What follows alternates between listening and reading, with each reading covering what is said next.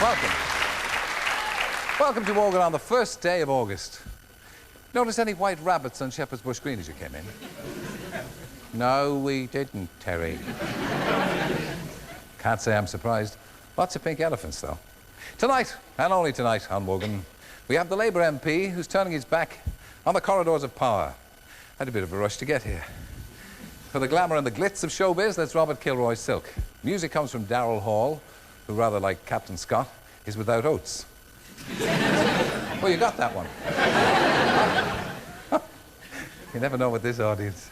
And there's another thrilling report on the World Championship from my favourite chess commentator, Nathan Davinsky. You remember him? Yes, Terry, we certainly do, because we were all watching on Wednesday. But first, the one and only, and you'll have heard all the superlatives before, so I'll skip them. For Paul McCartney.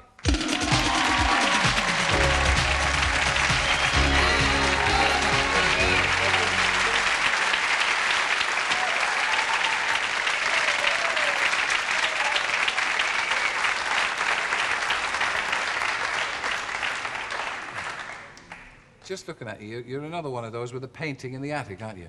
Like Cliff Richard. Never, never. The unblemished countenance. Not me, no. No. Any beauty tips? How do you keep so young? Really. Huh? A very old person, really. Old inside, but the outside is fairly unblemished, isn't it? Well, it's, it's a little bit of this and a touch of that. 20 years since Eleanor Rigby and 21 years since you got the MBEs. And it's your 15th post-Beatle album. So has it got any easier? No. Definitely got harder, actually. Last time I was here was for Cracker Jack. You'll be getting your pencils, be quiet. Double or drop. How do you still do it? I mean, how do you motivate yourself to write? I just actually enjoy it. You know, but a lot of people ask me that question. It's kind of like, maybe I should jack it in, you know. But I actually... What does that mean, you should jack it in? Are you sure? I know. Okay. No, I just actually enjoy doing it. It's something... I think I'd do it as a hobby if I didn't do it for a profession. But you don't find that the incentive is missing? I mean, obviously, when you start, you want to make a few quid, and you want to get on, you want to be famous. Well, originally, we did, obviously, like, not having any money, we did used to sort of write a song and say, well, you know, there's a swimming pool.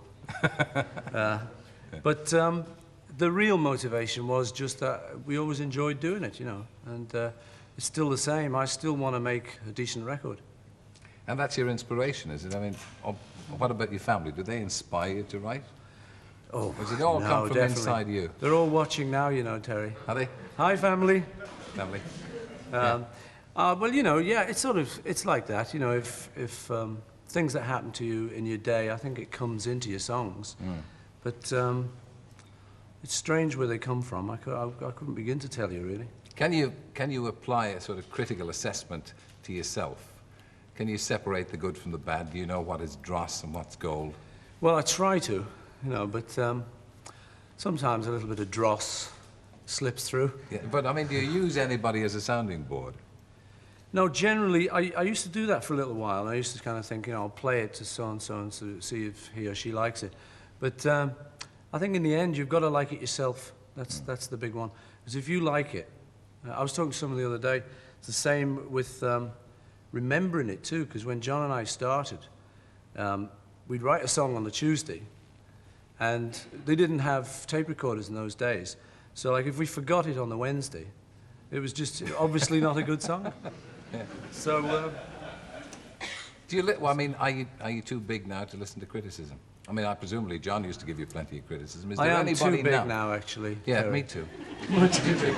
I'm too big that way. You're looking all right to me, actually. You've been on holiday. Yes. Close the old jacket. Been away. But do you listen to criticism? Are you still open to it? No, actually, I like criticism because, as you say, there is a danger that people are frightened to tell me. You know, I'm not going to tell him it's lousy. Yeah. You tell him. How do you get them to tell you the truth without being fired? I keep saying, you won't be fired if you tell me. No, but you must have that problem. Yeah, well, I don't like any criticism. That's not what they told me. Yeah. Yes, you know, you've got to... I'd rather find out before I release the record than afterwards. Yeah. Now, post-Beatle, you said about forming a band. Why was that? I mean, you could easily have been a solo Paul McCartney and carried on with enormous success. Why did you want to form a band? Do you need people around you? Well, I mean, I thought at the time, well, if I don't form a band and I don't keep in the business, then after a couple of years, I'm going to find I can't sing, and I haven't got that knack in front of an audience. You know, you can lose it dead easy, as you've noticed. But, you know, so I did it really just to kind of keep oiled like an athlete, you sort of, to keep doing it in case I ever really wanted to get serious again. But does it still work for you? I mean, do you still feel as fresh now if you go out on stage? I mean, you seem to enjoy the Prince's Trust, for instance, and you haven't done a lot of live for a long time. No, I really do like it. On something like the Prince's Trust, I had such an incredible backing band that I defy anyone to dislike that. You know, that was just incredible, just standing there. And they're such fine musicians that they lift you. And when you're singing with someone like Tina Turner and Paul Young, I mean, you're just lifted, you know, and it's a great experience. I wouldn't give it up for the world. Would you go back and do live concerts now? Yes. When should we do it? Thank you. Well, would you have enough confidence? Are you the kind of person that has enough confidence to get out there on your own and do it? I've never actually tried, really. The only time I ever really got out on my own was when we did Live Aid. And my mic went off. So that was terrifying, you know, in front of 50 billion people. But I prefer to be with a band. I like the kick that other people give you. Now you're approaching your middle years, stealthily. Approaching? Stealthily. I'm there. Are you? Yes, believe me. How old are you now? I used to watch you when I was a very young boy. I remember you actually got crackerjack. You were up in the audience. Eamon Andrews gave you a pencil. I had the pencil. That's what happened. Yeah. What was the question? Approaching the middle years. Yes. How do you cope with getting old now? Getting older, not very well. In truth, I don't really mind too much because it's a whole different thing that's happening to you. When I was sort of 20, it was screaming fans and all of that, which was great for a bachelor and stuff. When now I'm kind of 44, which is... Yeah, never. There's a broth of a boy. You're right, you are past middle age. I know. I'm 88. What are you now, Terry? Very old. Older than 44, I'll tell you. Just a year or two. And you're the dad now, same as yourself. Yes, that's what I was going to say. Did you ever think that had happened to you, looking back and saying, I'm going to be a dad one day with teenage children? I remember, it was one of my kind of earliest memories being about 5 years old and thinking, I might well be a dad. You know, I'm a fella. There's every chance. And it was a very weird kind of thing, you know, to actually think you'd be telling people what to do in life and stuff. But that is what I like about middle age, is that it's a different ballgame altogether. You learn it's new stuff every day, you know. It's not your bachelor days at all, is it? But do you regret being Paul McCartney and having to bring your children up in the spotlight of fame and meet the glare of publicity all the time? Well, I mean, you know, probably a little bit. I feel more sorry for them, really, than myself, yeah. Well, how do you keep them out of the spotlight? And you've done that very successfully. Just whack them occasionally. As soon as the lights come on, you give them a good whack. Lights, give them a good whack. Yeah. No, I'm very lucky. My kids are pretty normal, and have always been sort of normal. And I think I've seen friends of mine sort of normal. Did you hear that, kids? I've seen friends of mine who've gone the other route, and they've given their kids to nannies, and they've given their kids flash cars and stuff like that. And it can tend to go for them. You know, it spoils them, in fact, and the kids can get so they don't appreciate anything.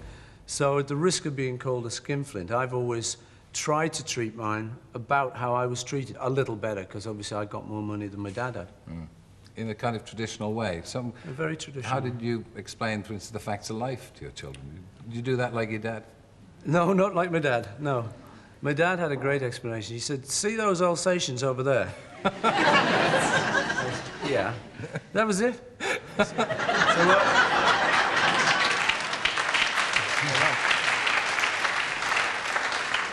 Because you find they applaud the most extraordinary Isn't things. it wonderful? I'm glad they're there, though. So your dad really wanted you to go out and attack an Alsatian? Alsatians?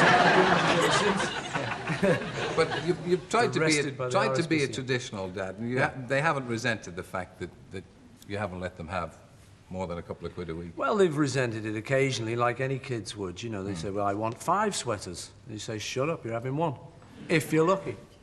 You know, I think it's better that... well, I'll tell you what has happened is they do appreciate that 1 sweater. Yeah, they haven't rebelled, though, have they? They've in any rebelled. sense challenged your authority and said, you got plenty of money, why can't I have a car, why can't I have this and that? A little bit of that, but as I said, I'm lucky, you know, we're a pretty close family, and we can talk things out. My eldest daughter, Heather, is 23 now. Yeah. She's over there. Oh, yeah. And she was into punk a lot, and they were good kids, you know, all their friends. They looked very aggressive on the surface, but her friends were very nice. But we did have an argument, obviously, a couple of times when they're teenage. You know, you have an argument. She stormed off once. She went to see her friends, and but she was nice. She came back and explained to me what had happened. She'd said to her friends, "I've had an argument with the old man," and her friends at the time said, "Well, don't worry. Said any trouble from him, and you can go to the newspapers." So I thought it was time to move. Yeah. How about, from the point of bringing up your children and the unfortunate publicity you had a few years ago, taking cannabis, being in jail in Japan for it and all the rest of it, how can you rationalise that? Or how have you justified that with the kids? Well, that's not easy, obviously, because on the one hand, you want to say to them, stay clean, don't do anything, just stay healthy and enjoy your life, which I think is the #1 aim. I do advise them to do that. But as you say, it's a bit hypocritical when I'm in clink somewhere, you know. In actual fact, I explain to them how I see the whole thing and what I think is very dangerous. And obviously, I'd warn them like mad about stuff like heroin and very serious stuff. But it's quite a tense world we live in, and if my dad would take a drink and stuff and things like that, you know, you can't say do nothing. They're maybe going to do something. So I just try and minimize the risk by telling them everything I know about it, which since the 60s, you know, is kind of quite a bit. Although I say I'm lucky not to really know anything about the heroin scene. I mean, do you have any sympathies for Boy George, for instance? Yeah, I do. You know, I think most people do in a way, because it's obviously not fun when you get hooked on something like that. And let's face it, you start that kind of stuff to have fun. It's like alcohol. You start it for a bit of a buzz here and there, you know. And once it starts to take hold on you, it's not fun anymore. So anyone who's been through that kind of addiction, I feel sorry for. Now, this new LP, Press to Play, this is the first time you've collaborated, really, with anybody since Lennon, isn't it? Well, it sort of is. I have worked with a couple of other people. I worked with Michael Jackson and Stevie Wonder. And how did he repay you? He bought your songs. Hey, you see? Yeah, isn't that nice? I couldn't take him anywhere. No, yes, so it kind of is the first time since those lads, with a wee fella called Eric Stewart, who used to be in 10cc. So I've written 6 songs with him, which is the most I've collaborated since John. And there's going to be a BBC special around August the 29th, I think, about Paul McCartney, about you. Is that going to be intimate details? Intimate, your soul-searching details, you name it, it's in there. Okay. Well, we're going to have a look at some specially shot material from the special of you singing Press, which is the... Well, that comes along. Thank you. You were saying that for some years you didn't do a great deal of this kind of chatting thing. You're getting back into the media now. I'm getting the hang of it now. Why? Yes. It's not necessary for you to have publicity, is it? Well, I think, you know, if you've got a record out and you don't do any publicity, people can not know about it. So you sort of, your record company says, would you please do this and please do that? Yeah. So I said, Terry Wogan, certainly. God bless you, sir. God bless you for that gesture.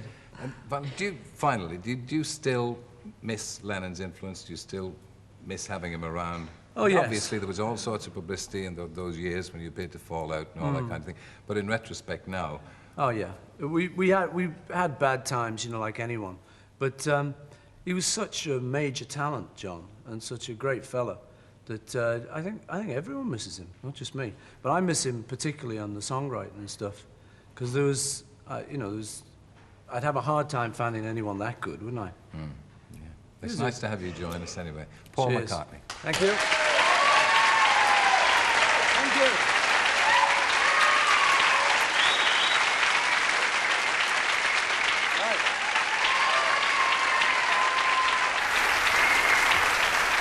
buttoning and unbuttoning the jacket. And thank you, Paul.